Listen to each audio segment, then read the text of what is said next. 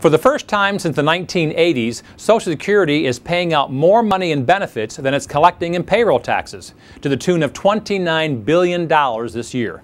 You heard me right, $29 billion. While the program may briefly bounce back if the economy improves, by 2015 it will run at a permanent deficit, impacting future benefits. Now, you may be wondering, how did this all happen? Let's take a brief look at the history of Social Security for a moment. The Social Security program was created back in 1935 as a part of Franklin D. Roosevelt's Social Security Act. The life expectancy back then was only 62.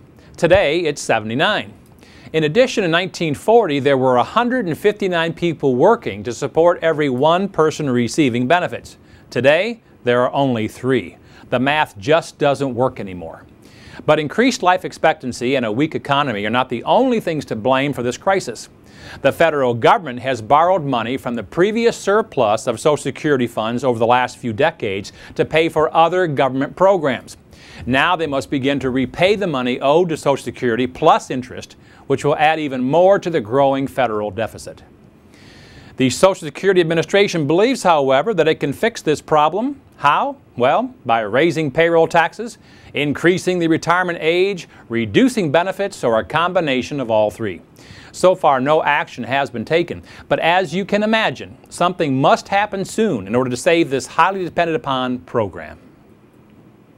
The National Bureau of Economic Research, the official party that decides when recessions begin and end, recently reported that the Great Recession ended in June of 2009. A recession is when the economy stops growing and begins to decline. Instead of adding jobs, we lose jobs. Instead of companies making money, they make less than the year before. Consumers spend less because they lose confidence or are out of work, so companies make less profit, and round it goes. The most widely accepted definition of a recession is 2 back-to-back quarters of negative gross domestic product, or GDP, which is the measure of a country's overall economic output. A recession is considered over with 2 positive quarters of GDP, which is what happened in the first and second quarters of 2009.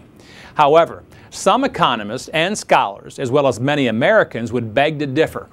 High unemployment, an unstable real estate market, and reduced consumer spending would suggest that a recession is still upon us. The fact of the matter is, with high unemployment, a growing federal deficit, the probability of increased taxes next year, reduced consumer confidence, and the ongoing foreclosure crisis, if we're not still in a recession, it certainly feels like it for many Americans. So, you may be asking yourself, what does all this mean to me? Well, now that we've checked the facts, let's balance this information using our checks and balances process to determine what action you should take today.